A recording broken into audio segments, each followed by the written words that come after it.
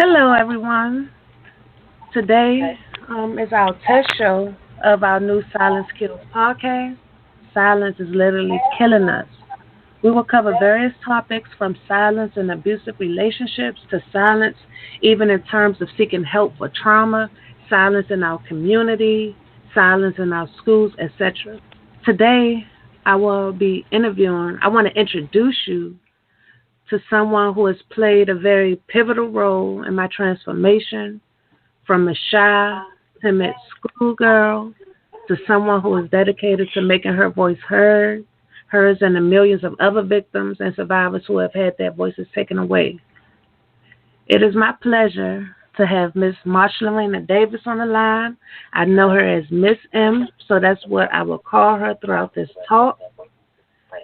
We first met with a program she started called Smart Girls at the Boys and Girls Club on Benning Road. She started this just so us 10 girls could have a type of community unity, just sharing our experiences, helping us to grow, getting tutored, mentored, and just being exposed to, professional development, social development, emotional development. She has, just been there, and it hasn't been just a job for her. She has continued to stay in touch with me even after. So at the Boys and Girls Club, that's where I used to do community service in high school. I went to Banneker High School, and it was mandatory to do community service. So I would go every Wednesday. We would leave school early, and we would spend the whole rest of the day doing community service. So even though this started out as community service, the relationship that me and her had, and also with the other 10 girls, just turned into something so much more special. And then later, I'll be introducing another special guest. And, no other words, I want to introduce Miss M. Miss M, I want you to tell the world who you are. This is the only other woman that I know personally who is a self-proclaimed phoenix and the flight risk queen. So you can begin, for real, you can begin by telling the world who you are and what you have done. Okay, so, Shehariah, hi. Hello. You already know I'm wiping tears right now. I'm really going to strive to keep it together. Okay, so my name is Lorena, Miss M, to all of my love in D.C. I would like to say that from your experience, I wish that had never happened to you, but from that experience has, I guess, pushed me into speaking more about my silence. And I want to thank you for when you were just in recovery and I was looking at some of the things that happened and just kind of listening to you. And we talked about what you would do, how you would fight this, and how we would fight together. And I didn't know that I would be telling my story because I've told my story to all of you beautiful young ladies and things about me that nobody knows. But that's the whole thing of breaking the silence. Right. So, thank you for getting me out of my shell. I can do everything for everyone else and run around and do all these things and care for you all, but sometimes I do forget about myself, and that's what I have you all for. So I'm ready for any questions. I'm trying to wipe my face and get my mind right so I'm not choking up on each question that you ask. Okay. Can you tell us about some of the experience that you have, working in the community, working with youth, mentoring, just a lot of the experience that that have shaped the way that you see things now. And like you say, you're even allowing me to influence you in a way. So I really am humbled, and I appreciate the fact that just my story is allowing someone that I look up to feel comfortable enough to be able to share her experiences. Yes. So I really want you to tell them, I know you're just leaving Oakland. Can you tell us a little bit about what you was doing there, or whatever jobs you've had in, currently in Phoenix, and then also what you have coming up? Okay. So I'm gonna go all the way back at the Boys and Girls Club, you and I, and so I'm going to explain to you. First, I'll tell you a little bit about my story, how it started. I used to be a really good basketball player. 7th, 8th grade, I had a scholarship to Xavier Preparatory School in Phoenix, Arizona, all-girls school. And I used to play basketball with my brother, Bobby, in Econo Park. And there was always this guy there. He had this BMW, tall dude. He would play, and he would watch us play. And then we would walk home, and sometimes he would ask us, hey, you need a ride? And we'd be like, no, we'll just walk. So it was my 8th grade graduation, and I didn't have a ride home, and I was at one of my good friends' house. I knew their family, so all the kids from 8th grade was there. And so I don't know what made me call this young man, because he was always there for me and my brother if we needed a ride, but we just never took it. And I didn't realize and understand why my brother would never take that ride until that night. And so I called, and he was like, yeah, sure, I'll come pick you up. And I was like, yeah, for my 8th grade graduation. Mm-hmm. He had to be in his 20s, clearly. He had to be in his 20s. And so I get in the car, and we turn, and we're getting ready to drive towards my house. But he passes my house, and he gets on the highway. And he's like, I left my driver's license at home, and I just need to go get it. I don't want to get, stopped by the police. I was like, okay, I'll stay in the car. No, I don't want you in the car, come up so nothing happened to you. So I go up, and there was 2 guys that was already there as roommates. Mm-hmm. So I stood by the door, and then he asked me, he was like, just come to, where my room is so you don't have to be out here with these guys. Sure. So he shut the door, and I stood at the door. And then he was like, I got to get something out the closet. So I'm thinking he's going to the closet, but he actually is a bathroom. And then he comes back, and he's naked.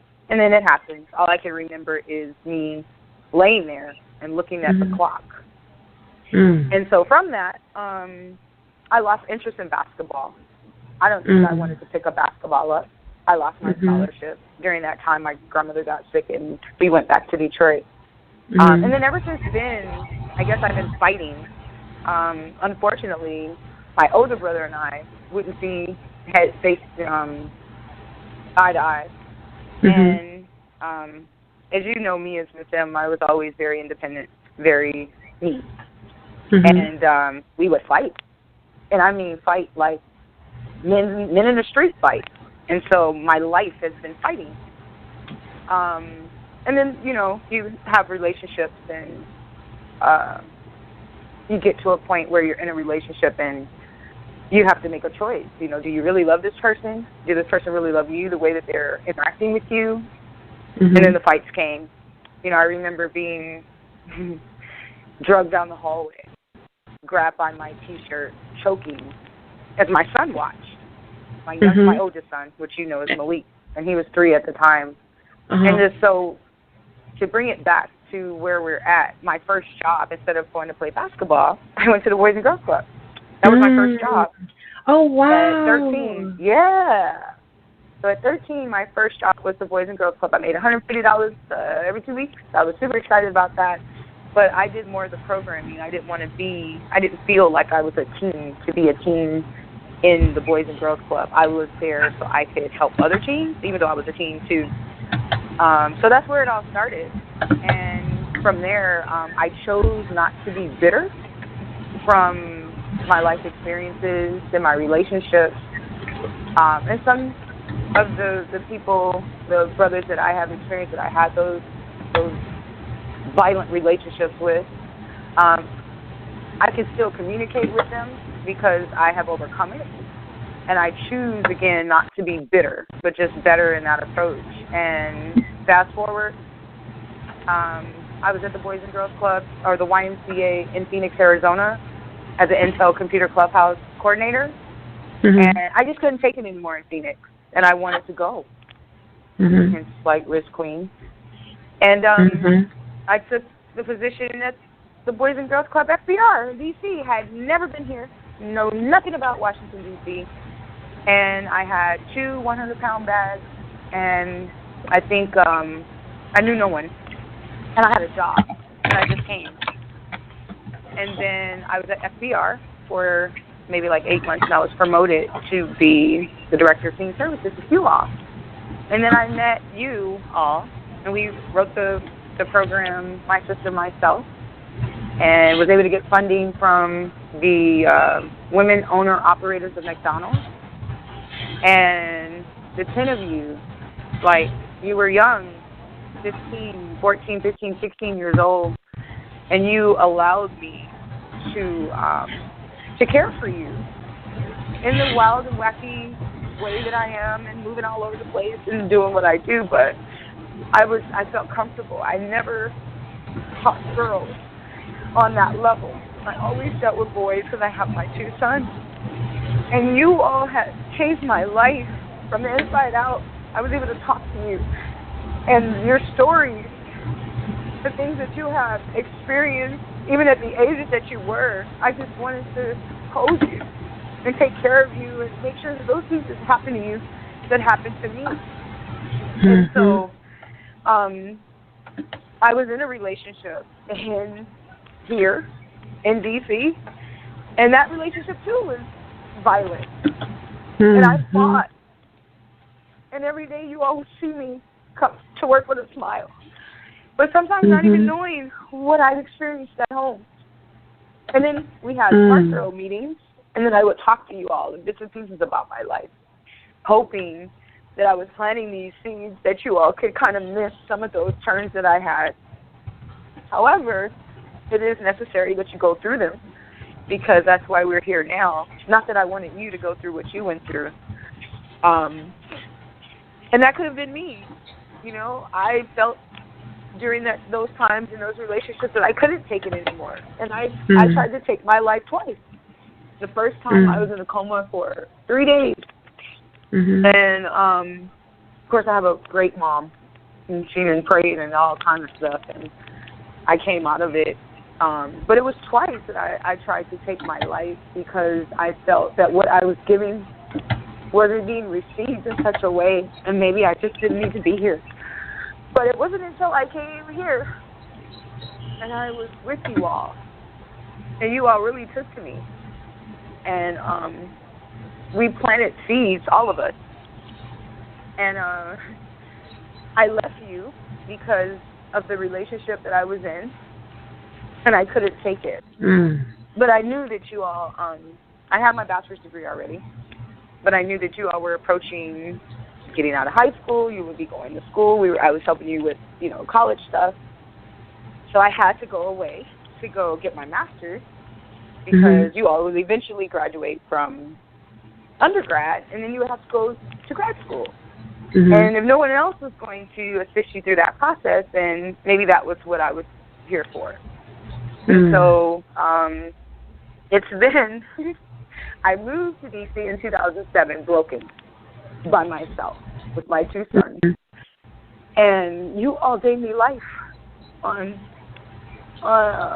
so many different levels, that everything I did was about you all. Everything. You and the boys.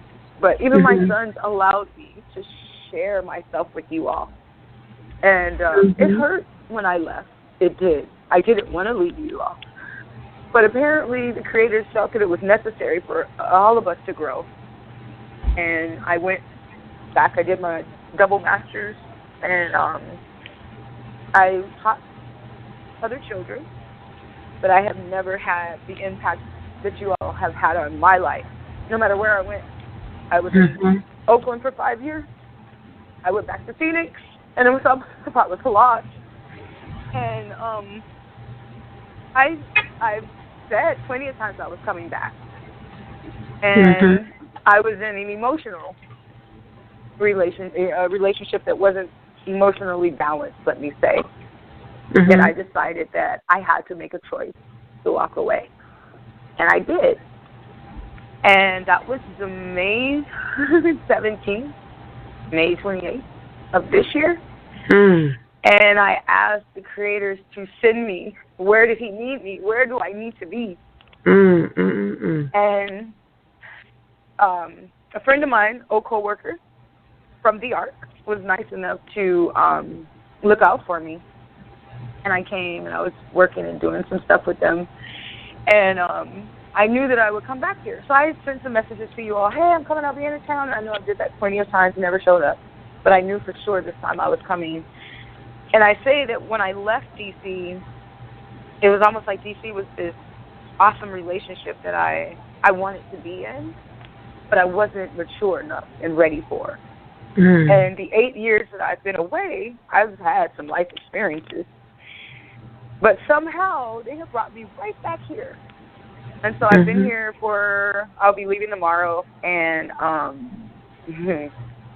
everywhere I've stepped has been a confirmation for me to return. And when I have one of those few of you that says to me, Sam, when you left, my life fell apart. I have no idea how much of an impact I actually had on your life until I came back to see you. We miss you so much. Walking, talking. We miss you so much. My God, like, you know, I get made fun of by adults as they'll look at my resume. Oh, you should be making this money, or you should be working for this company, or you should be doing this. Your credit score should be this, or you should have these material things. And I will always say to them, my youth are my currency. You can look up any of them. Look them up now. Look them up. And see the impact that we've made in each other's lives. It's not so much as me making an impact in your life, because you all was working on me and not even knowing it. And it was never a job for me. Yeah, the Boys and Girls Club paid me, but not to do what I did. I would definitely say that the creators continue to work with me and shape and mold me into the woman that I need to be to continue on. And I am grateful on so many levels that I am here. So I know I'm going to leave here tomorrow, temporarily, and I'm going to gather my things in Oakland and have them prepared. I am teaching in China for 4 weeks, building a curriculum for a future city for youth there. And then I come back August 13th, and upon my return, I plan to be back in Washington, D.C., ready to go. Maybe by, I don't know if I come back on August 13th, maybe by the 15th, that bad. So thank you for doing exactly what you said you were going to do. And you said you would start a nonprofit. We talked about this. But I didn't know that your nonprofit was going to open me up even more. And so I'm ready. There's a lot of work to do. And it's time, as I've said, what is his name? From the Transformers, when he says, Optimus Prime, and he says, Autobots, activate. That's what time it is right now. It's time for us to activate. It's time for me to return. I had 5 years in Oakland of relaxing, I guess, reflection, fasting, relationship, and it all led me back here. So thank you. All things work together for the greater good. Thank you. I know the audience doesn't know, but I haven't seen Miss M in 8 years. This week is the first time I've seen her in 8 years. So she has been hearing about all of this great news, and then the tragic thing that I went through, and then how I overcame. So that's why when I was introducing her, the self-proclaimed Phoenix, please tell them what that means to you, and then also what it is to be a flight risk queen, because I feel like those are epitomes of our existence.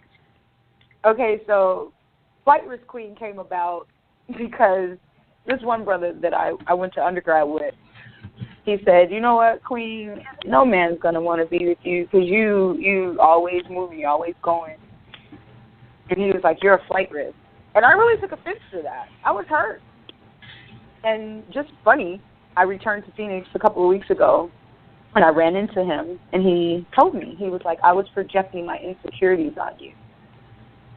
And I was like, wow. I said, well, from that pain, I turned it into purpose and power of becoming a flight risk queen. So I embraced it to the point where, I don't know where the Creator's going to have me, and I would be lying to you to say that, I'm going to do this and do that outside of coming back here.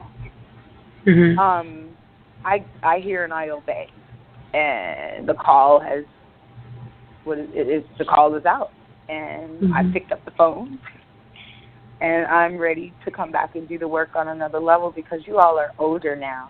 You actually can move with me and ebb and flow through what's going on. So it's definitely, and I want to mention this. I had asked you and a few of you to read the book, Spook Who Sat by the Door, and or go into YouTube and watch the movie, is crucial for the time.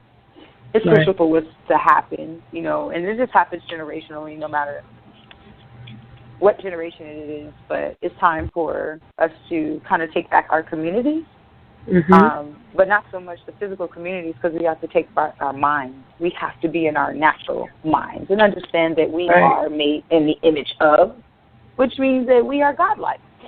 And we should speak and walk from that. Exactly. As you said, since your experience, you don't have a filter. I don't either. And I'm tired of being silent. And it's just time to speak out.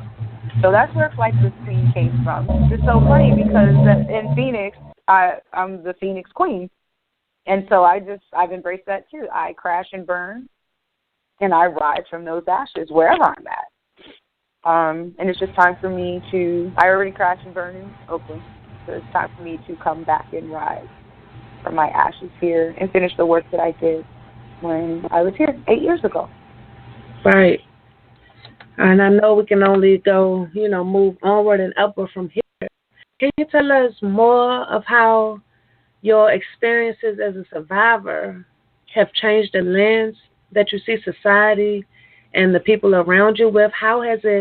How do you feel it has influenced your mind, your body, the way you move?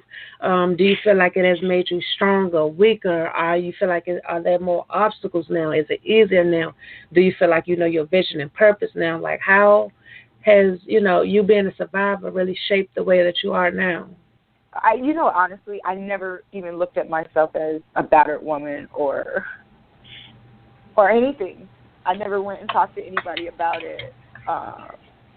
And I would say it came out in my health, whether it was migraines or whatever it was. And so learning how to balance myself from the inside out, work out as much as I can. I've learned how to channel my energy in a different manner. And what's most important, I never wanted my sons to see that, but I never wanted my sons to see me weak.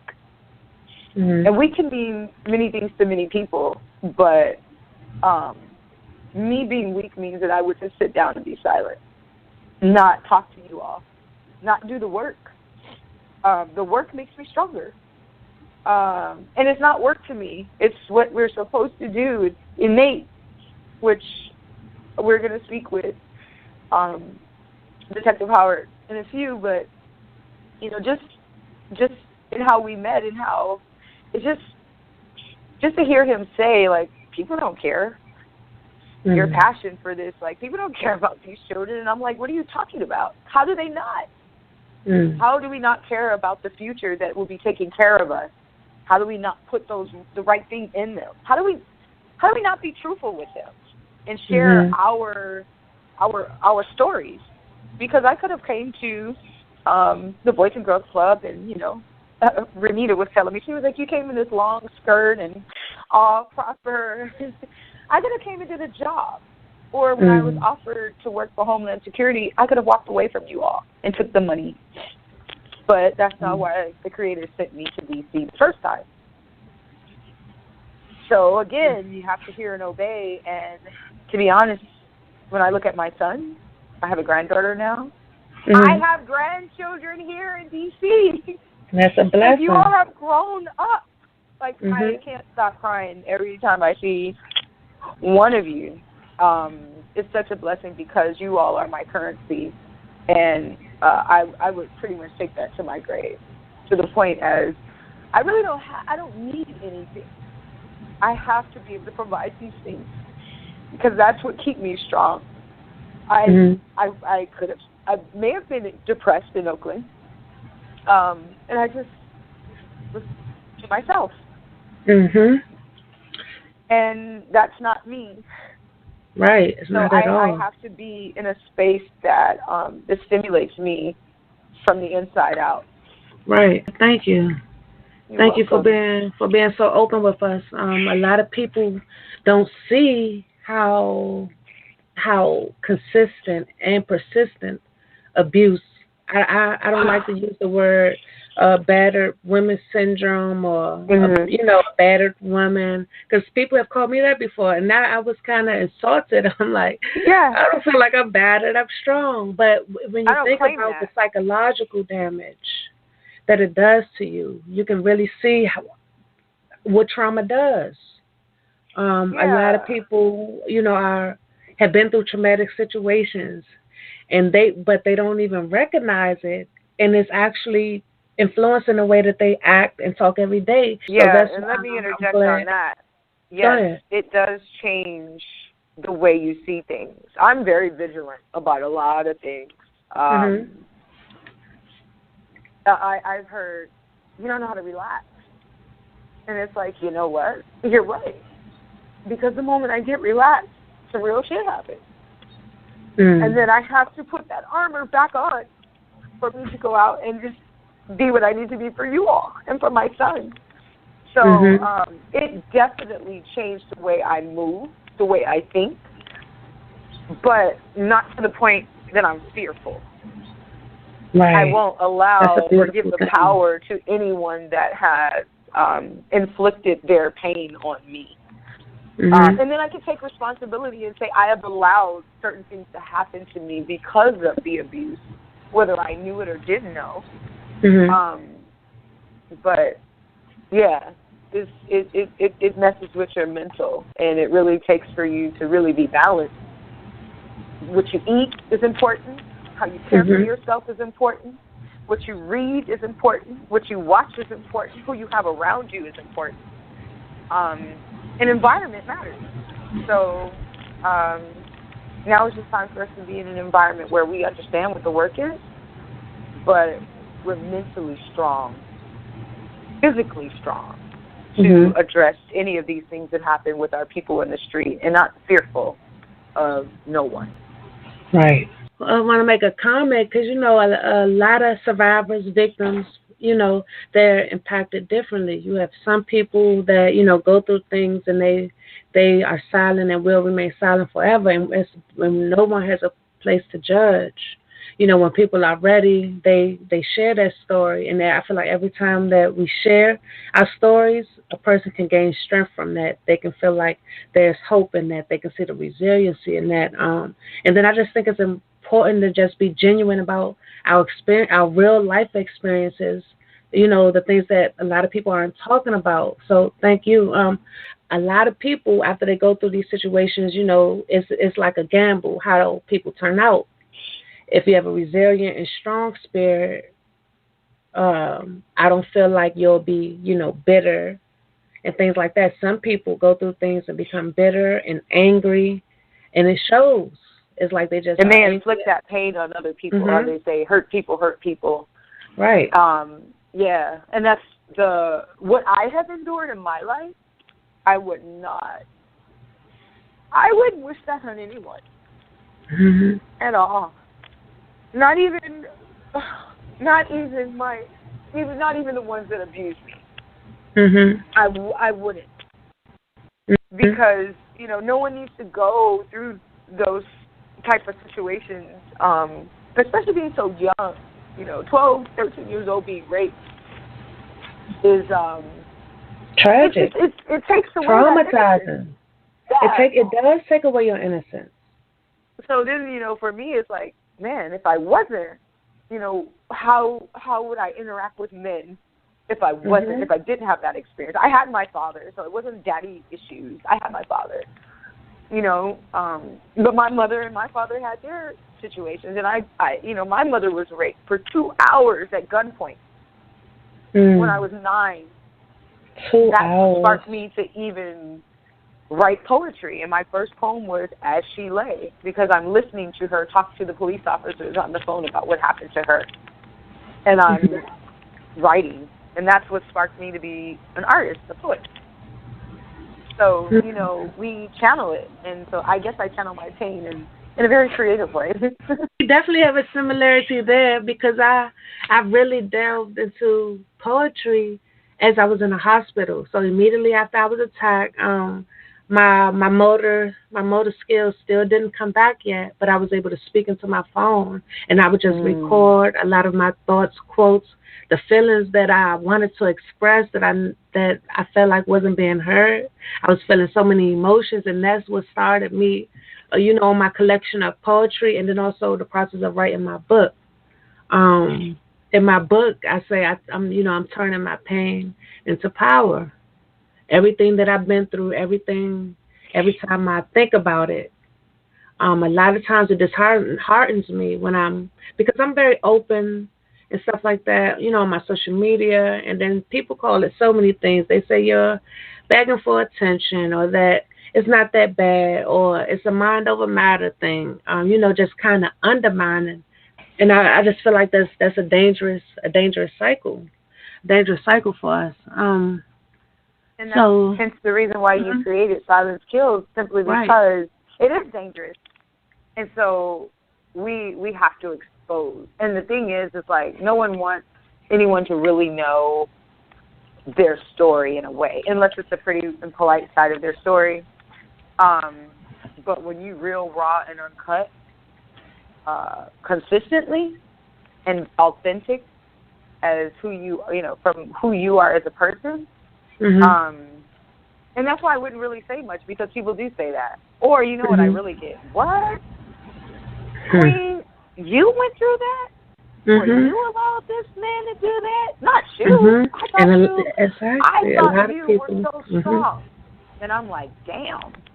So now you don't think I'm strong now because I went through what I went through? Yeah. And on social media you see one thing, but it's 100. It's consistent.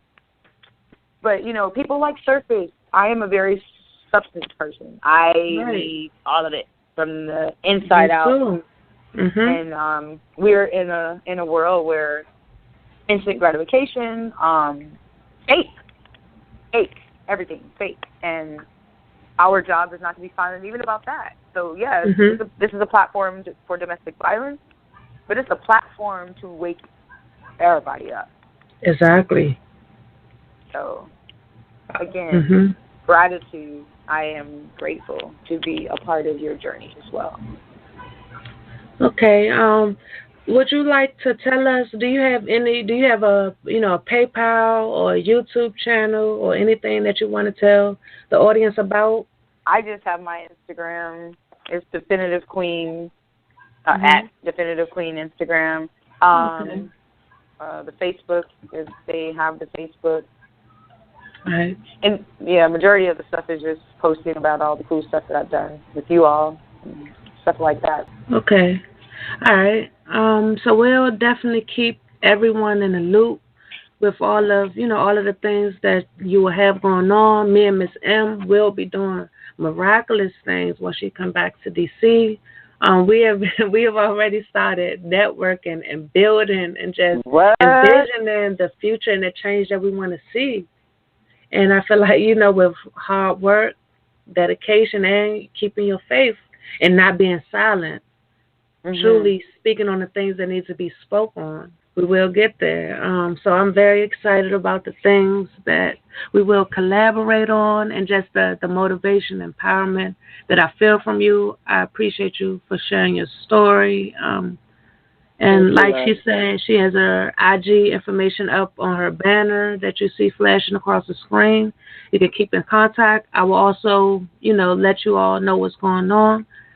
Right now, we can go into a break, and then afterwards, we will have Detective Howard come on, and then after that, we will have our panel discussion. So I want to give you all our Silent Skills startup fund information. I'm trying to incorporate this nonprofit in DC. As you all know, with incorporating any type of business, it takes, a lot of licensing, fees, paperwork, and things like that. So we started a GoFundMe because we want this to happen no matter what. We've already started doing events to raise this money. Our GoFundMe is called Silent Skills Startup Fund.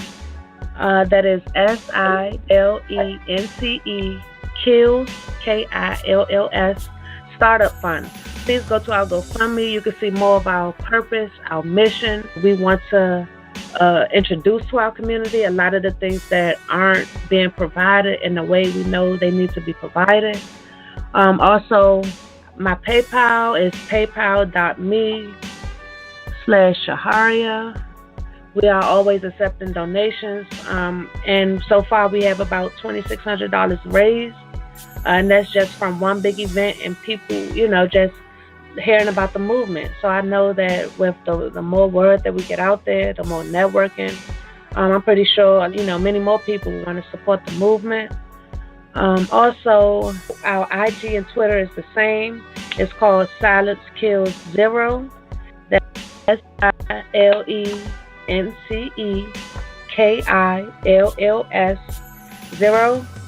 Please follow us on both. I've already started posting. Well, I have the link already up there on our Instagram page to our next event called Paint the Unspoken.